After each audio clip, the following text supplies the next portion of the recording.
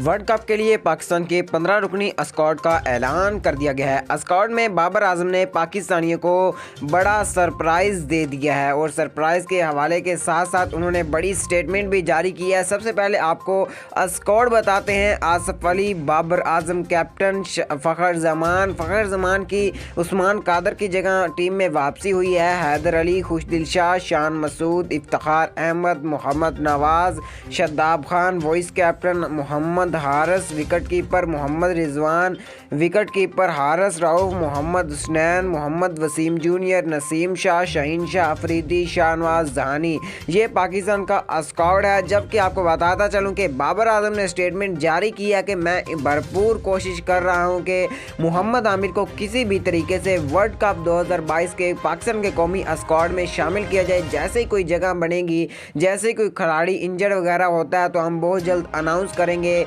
मोहम्मद आमिर को पाकिस्तान टीम में लाने का।